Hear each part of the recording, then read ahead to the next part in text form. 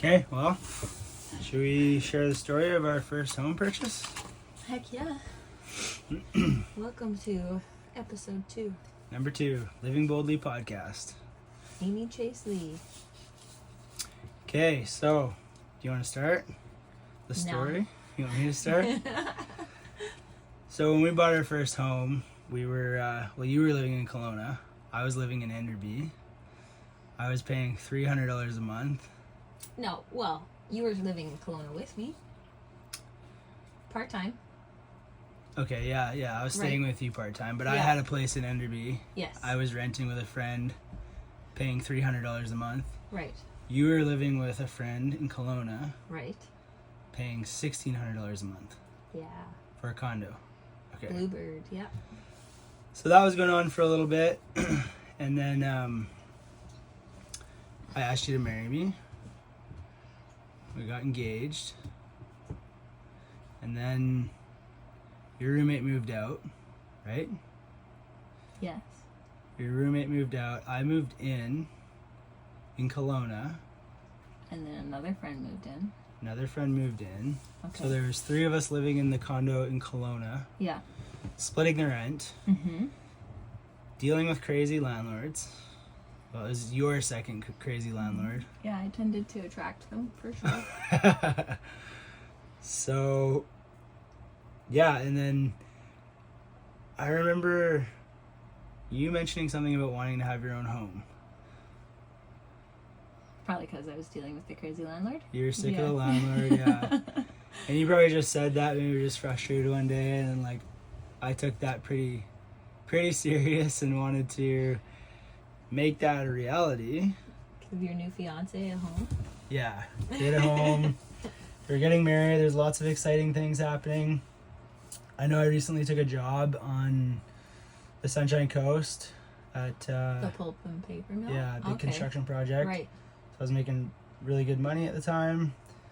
Yeah, you were still working away all the time too, so Yeah. you weren't at the condo very much. It's hard to like think back and think of memories in that Yeah. place. Like I honestly don't have many with you in there. It's cool to bring it up though, 'cause Yeah. like it kind of Was a step- to like a good revisit it. stepping We haven't talked stone. we Yeah. haven't talked about that in a long time. No, that's how many years ago now?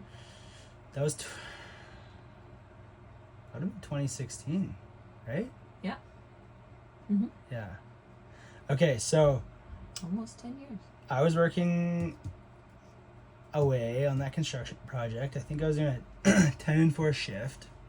Okay. We were recently engaged. And then living in that condo, you said you wanted a home. And I took that very seriously and started scheming ideas about how we could possibly purchase our own home. Yeah. I remember the first step was I talked to the credit union that I banked with because I had a mutual friend that worked there. Right. Yeah, and then we got pre-approved for... But that meant nothing.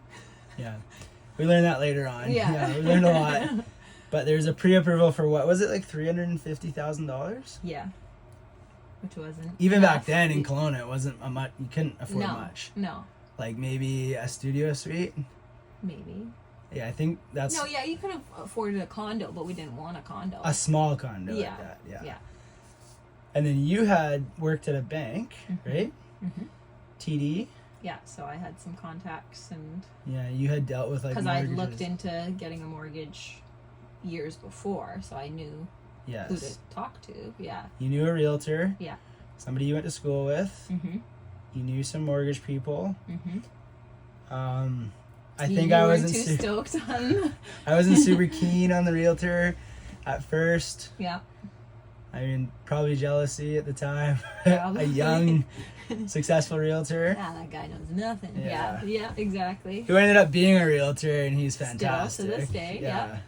But so yeah, after that we got that pre-approval from the credit union. We realized like that's not going to get us what we really wanted. I mean, we were definitely considering some studio suites Yeah. because we wanted something that was ours, or at least mortgaged, so we would own it one day Yes. rather than paying the rent. Yeah. Yeah. And then you knew a mortgage broker from working at the bank Mhm. who had a new partner. Was that how it worked? Yeah. And we got in contact with that mortgage broker. Yes. Who happened to be really, really good. Amazing. And that's who we worked with. Yeah. But actually, if we back that up for a second, we actually talked to, I believe, another bank and another mortgage broker prior. Yeah. And basically those two were saying, Wait. no, you guys don't, you need to work longer, you need to save more. Yeah. Basically, we're saying, no, you can't buy. You're not going to get approved. Yeah. Because I was in school full time. Right. And working full time, serving and bartending. Yeah. Yeah, so it was tricky. We didn't have a lot of savings. Yeah. We were just kind of running on hopes and dreams at that point, but we had determination. And we just kept asking, and I think that's really important, right? Like, if you're gonna... We didn't give up for sure, but we also did sacrifice some other things to make sure that we were on track. Yeah.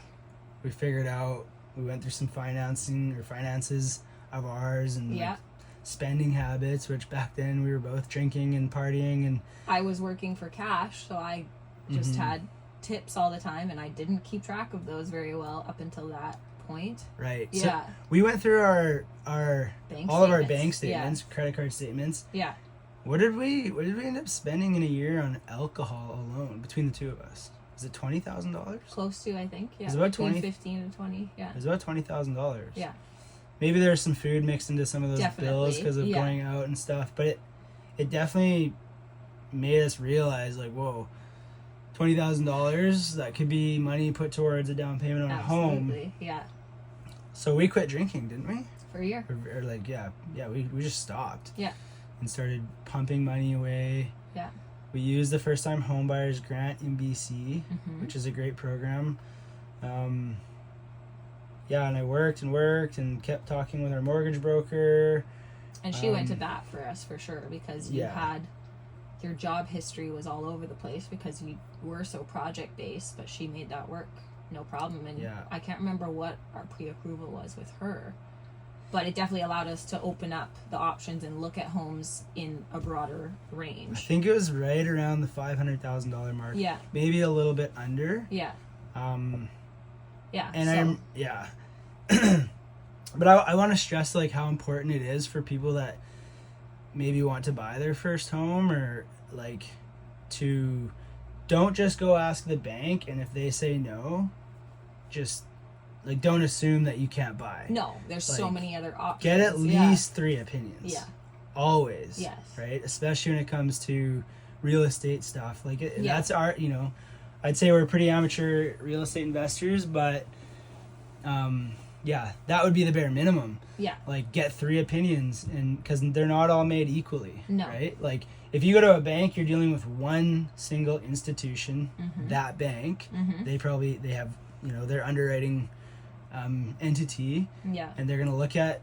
They basically have like a piece of paper that says, do they qualify? This This is all the columns. Yeah. How long have they worked here? Fill it How in. much money do they make? Blah blah blah. They punch all the numbers in, and it's gonna say yes or no. Yeah. Especially if you don't have a relationship with the bank manager or anybody higher in. That definitely helps if you have those relationships. Whereas a mortgage broker has like a whole basket of lenders, potential lenders at their disposal, right? Yeah. So they're actually giving your application to multiple lenders, or first they'll look at your specific situation. Yes, and because they have a relationship with those lenders and they know what they typically look for. So that's where the experience comes into play for sure. And that's what happened with us. Yeah. So when you get a really good mortgage broker, they get to know you, get to know your situation, your history, your goals, everything, and then they'll build their structure, their application, and probably go pick the lender they feel fit best with your criteria. Yeah. And I think that's super important because and not all mortgage brokers are made equally either, right? No.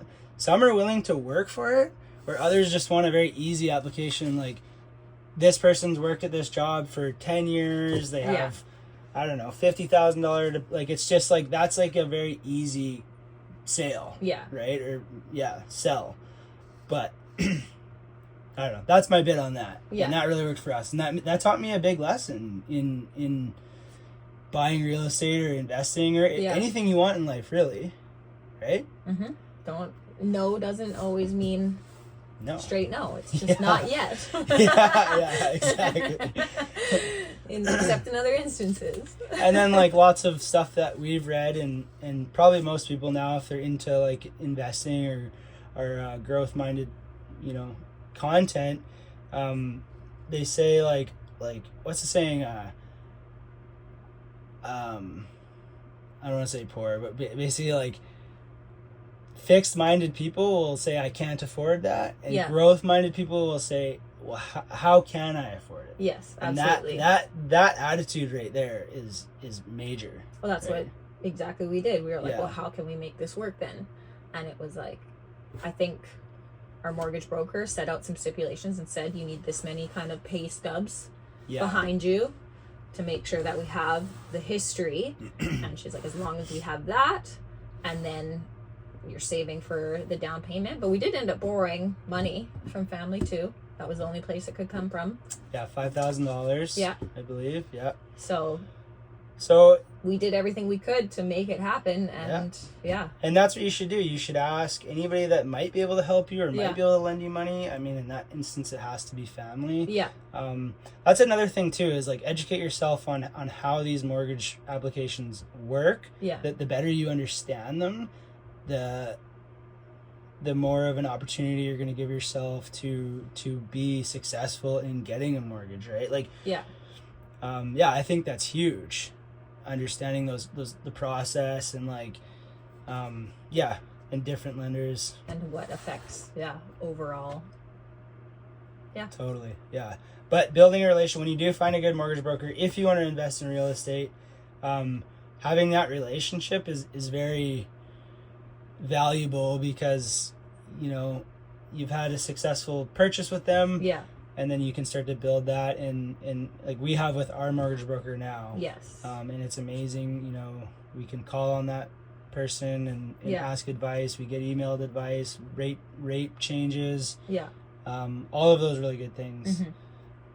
So and I think it definitely has changed a lot since we did first buy our house. So I think there's a lot more available and a lot more information out there, so it's easier to find for people, but it might not be as interesting, I guess, to some people, and it's not and it's hard to get into it, I guess. That first home is a major milestone in my opinion, and I think anybody who's invested in real estate would agree. Like I remember back to that when we got our pre-approval, we were living in Kelowna, and we knew the areas we wanted to live in. All the nice ones. Unfortunately, we couldn't afford those areas.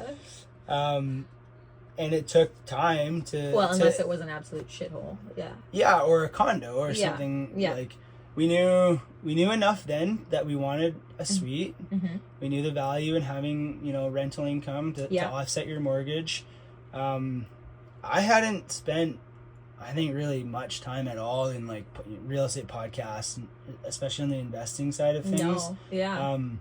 I just knew that real estate, we wanted to own a home, and I knew that you could make money through real estate. That was about it. It was like the tip of the iceberg, right? It's crazy to think back, actually, because I guess just from renting and knowing that we're contributing to somebody else's... You're paying someone's mortgage. That was probably kind of the like, okay, well, we've done that for this many years, so we can now get people to do that for us, right? Like, it was just like a weird connection that we made, and we were like, nope, that's we need a suite. We have to have it. It was a no-brainer. It's like, if you were to think about a car loan, right? You want to go buy a new car or truck, whatever it is, and if you could get somebody else to, like, you go and take out the loan and get the vehicle, and then you can throw people in the back seat while you're driving around, and they're paying for the payment, like, that makes perfect sense to me.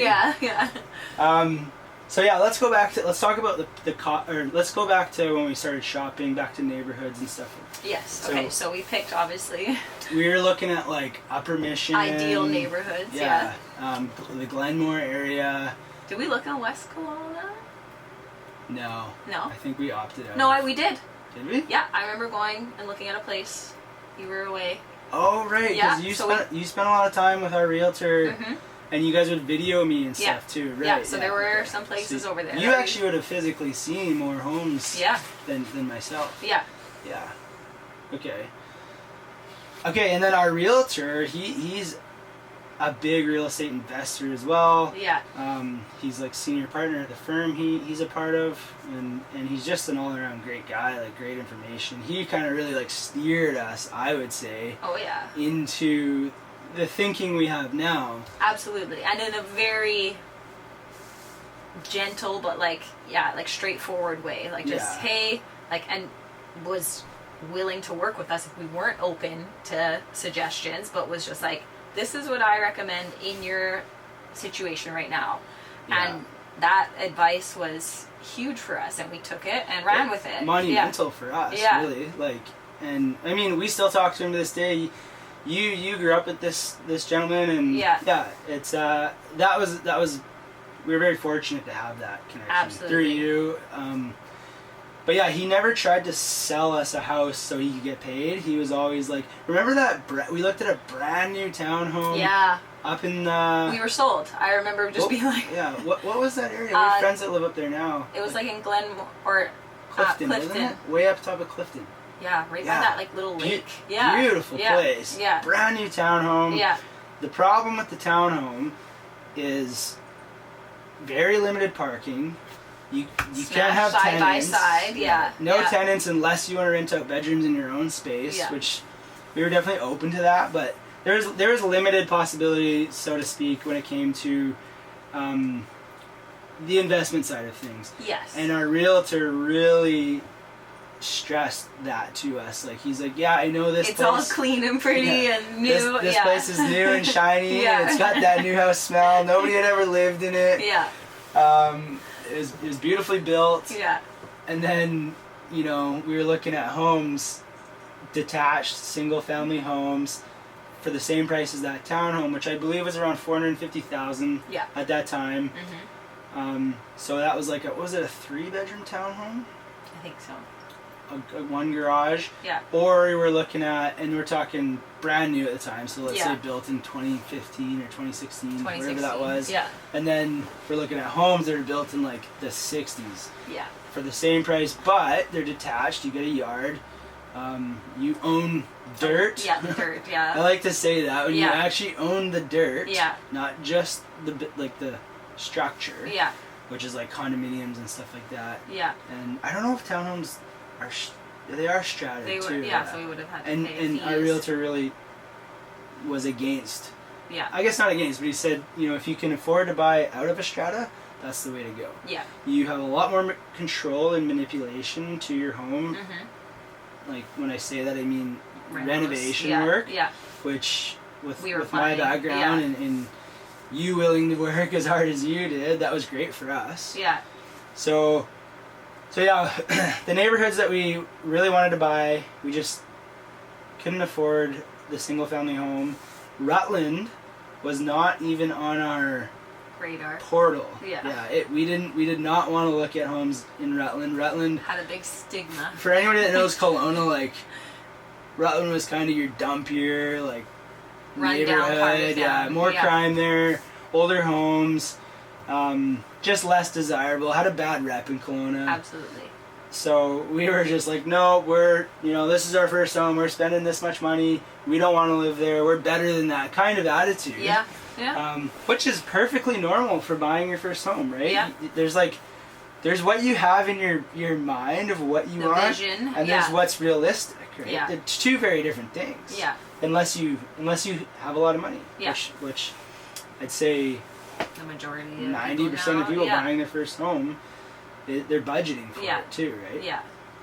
So our realtor really started saying, like, you guys should consider Rutland. There's some great homes there for the value. Yeah, there were some hidden gems. And I remember you and I humming and hawing.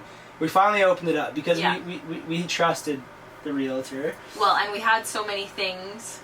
Of course, also when you're initially looking at buying a home, you have a list of the things you want.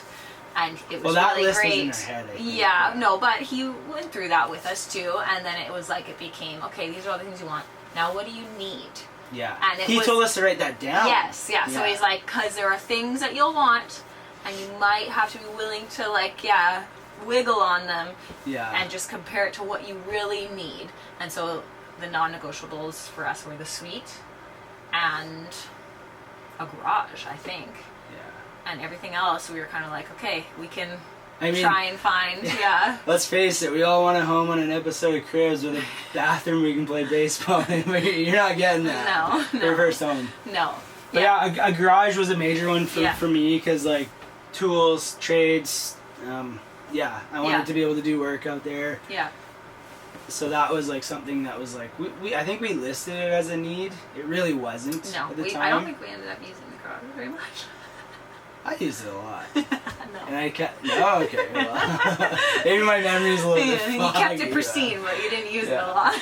I did build some cool projects out there. In the backyard. And I finished some projects that you took on while we finished together. Yeah. Anyway, so... What did we end up paying for the house? I think the sale price... Yeah, $429. $429, and then we took... Then you're able to take out a percentage to do renovations on the home, which was... I don't remember the percentage, but it was $40,000. Or 40, so it was $469. Yes. Yeah. So we paid $469 for the home with that extra to do renovations. And the way that loan worked at the time was you completed renovations and then submitted your receipts, I think. And, as you went. Yeah. A certain amount of labor, which we did our own work, and we were still able to claim that. Yeah, no, I think we just ended up getting a quote, like as if somebody was doing the work, so you had to have an official quote of how much it would have cost, and once those things were actually ticked off, like you took pictures that they were done, then you got whatever was allocated. That's right. For that. Yeah. Right, yeah. Okay. So we had someone come in, do a full quote, and then we just carried out the work. Yeah. Yeah. So we find this house. We weren't really into that house the first time we seen it, were we? No. But it had a suite, it had a garage. It ticked the boxes. It ticked all the boxes. There was just another house right in front of it. That was a weird situation. It was what's that stratified lot? Stratified lot. Yeah. But there was no, like, monthly strata fee. No, it was completely separate. But what had happened there with those lots were really, really big back in the 60s, I guess, when they were surveying them. Yeah. And what they had ended up doing is subdivided the lot and built a house in front of the original house. We bought the original house, and they built a bigger house in front of it. Yeah. And the strata was literally just for access to the meters, the hydro meters. Yeah. If I'm remembering that correctly. Yeah. And something to do with the driveway. Yeah. We had our own driveway, but they had to have access. Oh, it was the water shut off. Right. So that's all that really was. It was more of an easement. Yeah. Than because we were able to buy our house separately from the other house, able to sell it separately from the other house. Yeah. So there was no real issue there. No. And so we buy the house, right? We're a little bit, we got excited, and when we moved in, we just started renovations right away. I'm trying to remember like how that all even went, because it's like, okay, we transitioned out of the condo townhome we were in. That house we purchased was empty. Yeah. So. Right. Oh no, but we had to. We had a hard time getting a hold of the owner and stuff. Yeah, there was some stuff going on there. Yeah. But I know we went and stayed with your sister's husband's mother. Yes. Right? So in transition. Totally forgot about that. And she was away. She travels a lot. Yeah. So we did. Yeah. Okay. Very, very awesome of her to open up her home to us. Yes. Beautiful spot too. It was on the outskirts. And I'd lived there before, so it was familiar you had a for very me. close relationship. Yeah. Very, very cool spot. Beautiful view up there. It was really nice. Actually. Yeah. So we moved in there while we started renovating our home once we took possession. Mm-hmm. And so You were finishing... I was still in school, yeah. You were finishing your teaching degree. Yeah.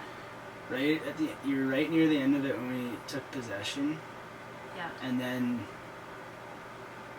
I know you and I started tearing the place apart. Yeah. I think we were probably 85% through with renovations, and you went on a trip. Oh, right, I went to Ghana. You went to Ghana, Africa. Yeah. Why did you go there again?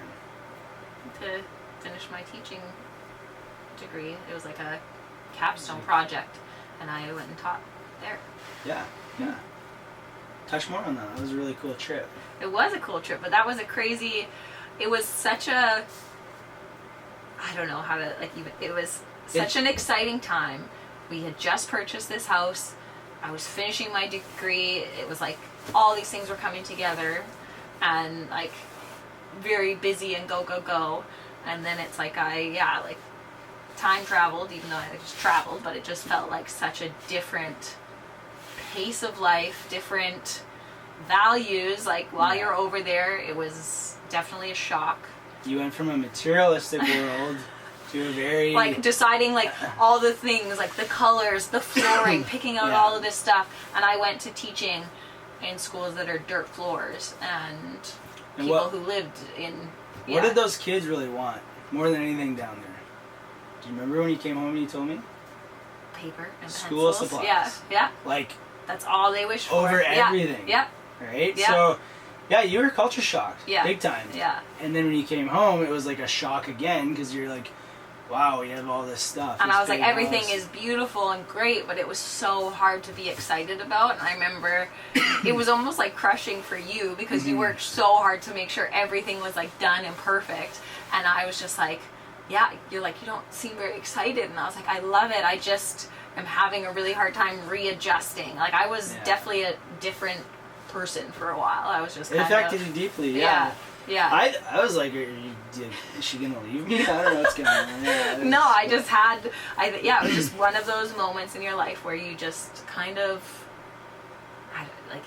you grow so much in a different way than what you're used to, and then many things that were like super important to me just definitely weren't as important. And it was good, like it was a good experience in every way, but I remember you just being so... Because I finished the house, the renovation, everything, paid cleaners to come clean it out. Our roommate who lived with us at the condo, I can't remember where I think she went and stayed with friends because she agreed to move with us into our home, the one we purchased. And continue to be our roommate, but we all needed to sort of figure out where we were going to stay during renovations and everything, because we gutted the place. And, so her and I had like put all the furniture in after we got it clean and got it all set up. And we were both really excited. Because this roommate of ours was a very good friend of yours. Now a good friend of mine as well. But so it was a little bit trippy when you came home. I remember I was just in a fog for fog, quite a while. Like it was just really hard to jump back into that day-to-day routine, and especially I think it was such a huge transition for me. I was finishing school, so then when I got back, it's not like I had any more lessons or classes. Like it was done. My whole program, my whole university like experience was done. And then it was like this transition into this house from where I just came from, and I was just like, this is a lot. This is a lot to process, and there's a lot of moving parts. For sure.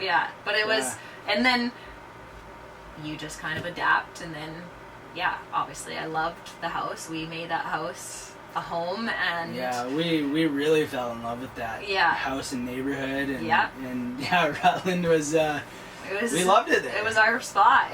So I guess like for anybody else, if you're in an area and I mean, we know what it's like when you maybe are living in a certain area, you're renting in a certain area, and like that's where you would like to own your home.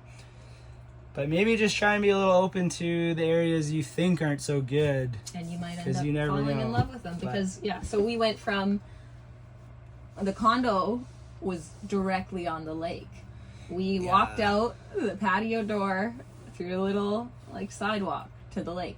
But I think because we were so busy with life and work and everything at the time, we didn't enjoy it or get to enjoy it that often, from what I remember. Yeah, we went to the lake a few times, but it wasn't all what we thought. Yeah, it was. Well, because it's like you envision, like, oh my goodness, like, Yeah. you know, you've made it, you live on the lake in the Okanagan. But it's like, it wasn't, I feel like, yeah, transitioning into the house in Rutland, that was more like our vibe, I guess. I don't know. No, it was awesome. Having a yard, having Yeah. all a little bit more space and everything. Yeah. But we're also ocean people, so Yeah. I think like the lake's beautiful. Don't get me wrong, I love to go down there and stuff. But Yeah. when you love to surf and swell and Yeah, I know, but at that time that wasn't even in the fair, yeah. You know what I mean? Like the I kinda thought like- psyche. Yeah. Yeah. So yeah, we moved in. Ended up loving that neighborhood. Pretty much all of our neighbors were amazing. Yeah, the house that was right in front, the best people Yeah. ever that we would go Totally, and hang yeah. out with, and loved having them there. And I remember they moved before we moved out of that house. Did they? Yeah. Yeah, they did. Yeah. They did. Or yeah, we that's right. knew they were moving. It was, and it was around the same time. Yeah. We definitely made the most we could have out of that house. Yeah. We had roommates. So we had a roommate initially. She moved out, and then we rented out the room to a university student for a while.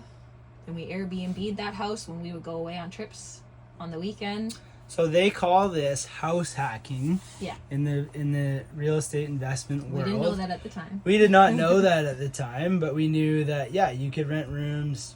Our basement was rented. Yeah. Which was huge for us. I think at the end of the month we were paying, when we had a roommate, we were paying like a couple $100 a month to live in the home we owned. Yeah.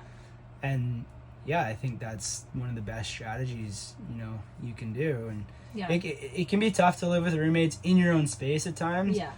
It can also be tough to have tenants at times, depending on, the quality of tenant you get. Yeah. But when it's good, it's good. Yeah. When it's tough, it's tough. Yeah. But it is worth it. We had all of it, all the ups and downs, that's for sure. So we did that for a while. Things were going really good. And then after our last roommate we had moved out of our living quarters, we decided we didn't want to have roommates anymore. And we were looking into Airbnb. We've always loved to travel and move around. So we were coming down here a lot to Tofino. Yeah, the island every year. Yeah, island. We have some family here on the island. Ocean was always something we kind of wanted to gravitated towards. Yeah. Yeah, spend time at every year. So we started to Airbnb. Actually, we came up with the idea to Airbnb our living quarters. So we went on trips or whenever we weren't home. Yeah. So we ended up doing that, and it did really, really well. Yeah. In Rutland. Yeah. So. Yeah, it was awesome. Say if we came to Tofino for 4 or 5 nights, like that would pay us. Sometimes, pay us. Yeah. Because we would camp, right? Like Yeah. we were pretty we'd throw the tent in the car and come down in the summer months and sleep in a tent. So like your fee or your cost is a lot lower. Yeah. And then you're able to rent our house out for way more than we thought we ever would have been able to do in the Rutland area in Kelowna, right? Yeah. Yeah. So like, what was some of the highest? Because you dealt with most of that administration stuff. What was some of the highest weekends we had? $500 a night. 500 a night, so $1,000 a weekend. And we could sleep. We did 6 people max. Yeah. Because we had a pull-out sofa, couch, sleeper, and then the 2 bedrooms and the 2 bathrooms. Had a backyard, barbecue, deck, all that. Yeah. So it was a good little spot. Kept it super clean. It was really great because in the basement part, there was a section that was ours that we just loaded all of our stuff into and locked the door at the top of the stairs, and we didn't have to worry about it all. So yeah. It worked really well. And while we were doing this, we still had full-time tenants in the basement. Yeah. So we're now leveraging our house to the max, I think, like as much as you could. Yeah. Right? So full-time tenants, we're getting guaranteed monthly income from the suite downstairs. And at this point, we had a really great tenant. She'd been there the whole time with us. Yeah, she was really good. Yeah, well, not the whole time. Not the whole time. Right, yeah. Because, anyways, the second one. She was really good. Yeah. Would kind of keep an eye on things for us, which is really awesome. Yeah, there was extra noise. She was so polite and would just be like, hey, they're just a little bit noisy. I know it's like, you know, not super late. Like, she put up with a lot. She was great. Yeah, and something I'd like to touch on with that as well is, like, that tenant had moved in with her roommate, and we were getting a certain amount of money.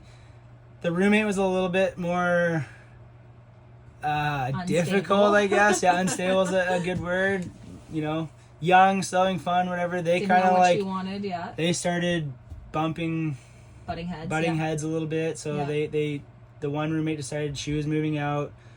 So the one who stayed approached us, and, you know, we had a discussion, like, she could not afford what we were getting from both of them. Yeah. So rather than saying, like, no, we can't, like, we need that much, we knew she was a great tenant. Yeah. She treated the place really well.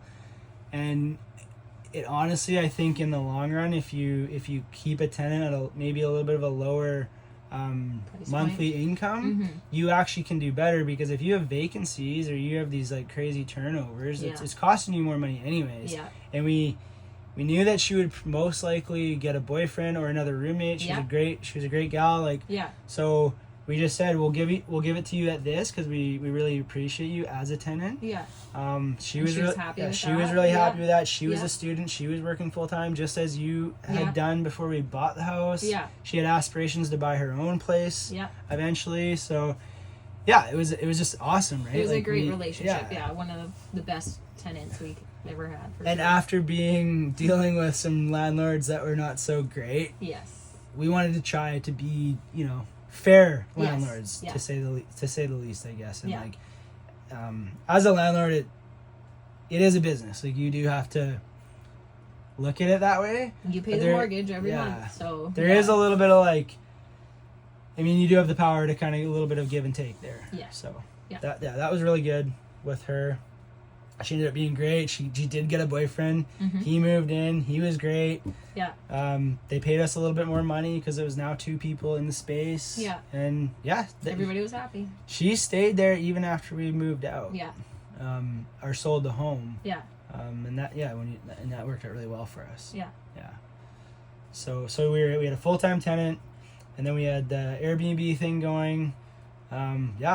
Things were good, and it really gave us a taste of real estate investing and leveraging a home and like the possibilities and stuff. And that was our primary residence, so like a lot of the Airbnb rules have sort of shifted now. Absolutely wouldn't have been. Yeah, like we had major aspirations after we started doing it of buying more homes and going into strictly short-term rental. Yeah. I understand why. You know, the government and municipalities, like, people need places to live, like the tenant we had, like, you know, and affordable places. So I get that.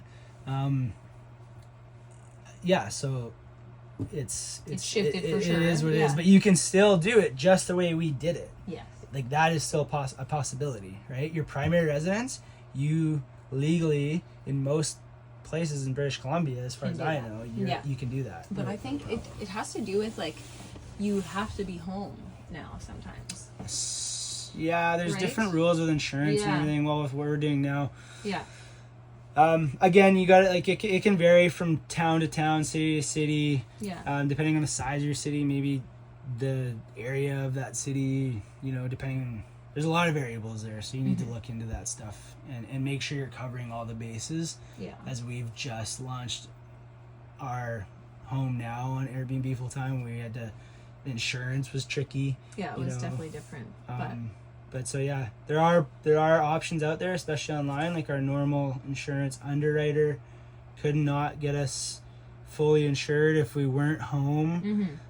But Amy found somebody online who was fully, totally okay with it. Yeah. And that, I would never cut a corner on insurance as much as I don't like paying insurance, but you don't want to get caught with your pants down. Exactly. If you don't have it, then that's when you need it. So, yeah. Babe, let's kind of like touch on the key points of advice, I guess, for people, like what, just kind of like loop back, if that makes sense. So check your budget. If you're trying to buy a home, this is what worked for us. Yeah. Look at your budget, go through your bank statements. Most of us use credit cards, bank cards. It's all tracked, right? Like most of us have a paper trail now. There's not a lot of people paying in things for cash. Yeah. If you are, like, track Still your cash, track that I because, guess. It goes too fast otherwise. You'd be very, very surprised Yeah. how much the little things add up over a year. Yeah. Right? That's one thing that I really learned, is to calculate things annually. Yes. Right? Like, for instance, we love coffee, like, a lot. Like, we love... Too much. We love, like, your little authentic coffee shops, your little coffee houses where a latte could be... Or even an Americano, which is what we drink mostly. Like, I really love black coffee. $5. Same with Amy. But you can be anywhere from $3 to $5 for that coffee, which some of you might be like, that's ridiculous. Like, why would you pay it? But we do times. But if you were to buy a coffee for $5 a day, I don't know, 4 times a week for 12 months of the year, if you did the math on that, that adds up, right? And so does, like, a 6-pack of beer, or maybe it's wine, or maybe you smoke too. Like, not telling anybody to, like, drop their habits, but I'm trying not to judge. I mean, we all have something, vices, but our vices. But if you can at least take a look at that, you might be able to be like, whoa, like, that's more than I expected. Like, and if you just cut it back to a certain extent, something that's manageable, or like, okay, like, this is now going to be something that I treat myself with, or whatever, however you can do it. There are ways to save drastically. Yeah. And for us now, it's like, we love going to the little coffee shops and stuff, and coffee roasteries especially. Like, we're pretty into that now. But that's like a treat. Yeah. Like it's meant to be a treat. Sometimes we can overindulge, but especially when you're traveling. Yes. But we try to, like, we bought ourselves an espresso machine. Yeah. And that's definitely paid itself off. It cuts costs. Yeah. So there's things you can do. Yeah. If you're a beer drinker, maybe you drink cheaper beer. I don't know. Yeah. But, so yeah, that's definitely a good tip. I think the growth mindset is huge. Making sure that you're open to things that might not be ideal, or what you think is ideal at the time. And it's like, it doesn't have to be forever. Like we thought we might keep it. Like, we did try and keep it. We did keep it for a short period. Once we moved, we were like going to rent it out and just keep it and let it appreciate and value, but it just became a bit too much for us. We kind of knew that we wanted to get into real estate investing. Yeah. And we really got, I think, I would say, a hard slap in the face of the reality of it. Yeah. I still think it's well worth it, and we needed to go through those learnings. We're still going to pursue it now. Like, we're really going to pursue it now. Yeah. But yeah, a lot of the things that, like, I would give to people is the budgeting thing. Obviously, the money thing is big to be able to get yourself into your first home. Yeah, use all your options, friends, family. Your first home does not have to be your forever home. No. In fact, I don't think it should ever be your forever home. I think it should be a stepping stone, because the way appreciation works, that can get you into the bigger, nicer, or maybe more expensive location. Whatever it is that you want. Yeah, whatever it is you want, but get what you can afford, because historically, real estate appreciates. Yeah. And when you have tenants, your mortgage is getting paid down, your home's going up, and then there's equity. And equity, when you sell a home, you get that equity, especially if it's your primary residence. You don't pay the capital gains tax. So there's that piece of it. A really good realtor is very important. You want somebody who's a rock star. You want a rock star realtor, and you want somebody that is in the area you're going to buy in. If you're going to buy in Kelowna, you should be working with a Kelowna real estate agent, and somebody you want a responsive agent. You want somebody that's working for you, not just trying to sell you a house quickly so they can get a payday, right? The house you definitely have to have a connection to the house. Like, you know, if you... The relationship matters for sure. So those things... a really good mortgage broker Yeah. or lender. Maybe it's the bank. Maybe you have a good relationship with your bank. That's great too. Yeah. We've had really good, you know, it's been really good with our mortgage broker. So that's kind of what we deal with. She's very understanding of our situation is not your typical situation. No. So yeah, that's your team, right? Like your realtor and your mortgage broker, that is like a team. When you're shopping for homes, it's really important to have good people on your side. Yeah. And be open to looking at the neighborhoods that maybe you wouldn't really consider. And just go take a look. Just maybe drive around in that neighborhood a little bit. Like go have lunch in the park there. That park down from our house. We still go to that park to this day. Visiting. It's not often, but if we're driving through with Bram, he needs a run. We go to Bentley, we love it there, right? So make sure you have the vision. Yeah, you can't just be clouded by like a one track. Like this is all Stigma, I want. Yeah, right? Like, so it's like just make sure you're open to.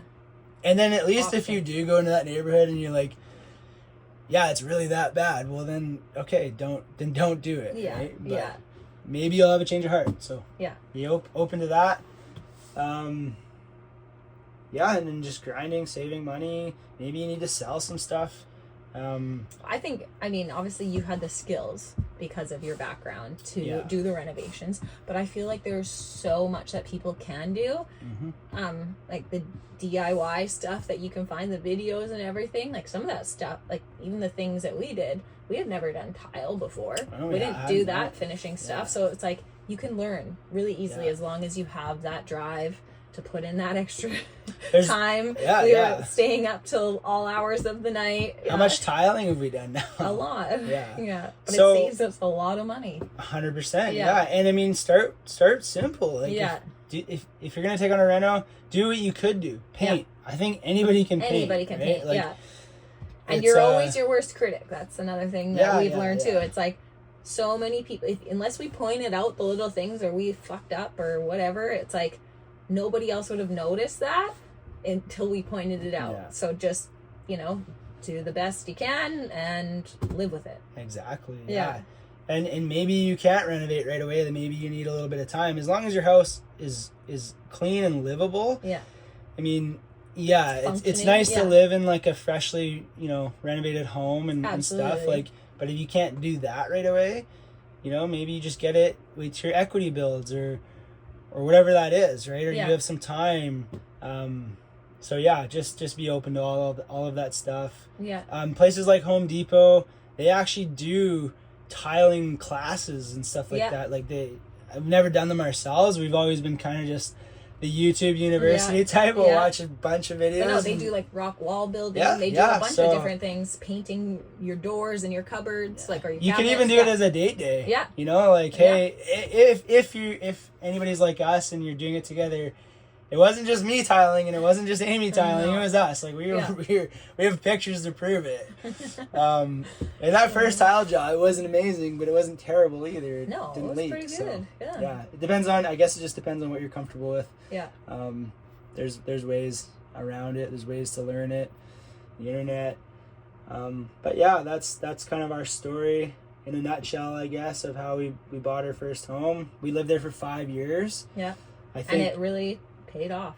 We tackled the backyard kind of ongoing in summers. Well, the whole yard, actually. We really redid that whole yard. We replaced the furnace at one point, the hot water tank. We loved that home. We had a lot of great memories there. We got Bram when we had that first home. Bram's actually lived with us in all 3 homes we've lived in. We've owned since we've been together. So that's really cool, But I mean, if you have any other questions specific to buying a first home, reach out. If there's something we missed, but that was our long story of our first house. Okay, well, I think that was really good.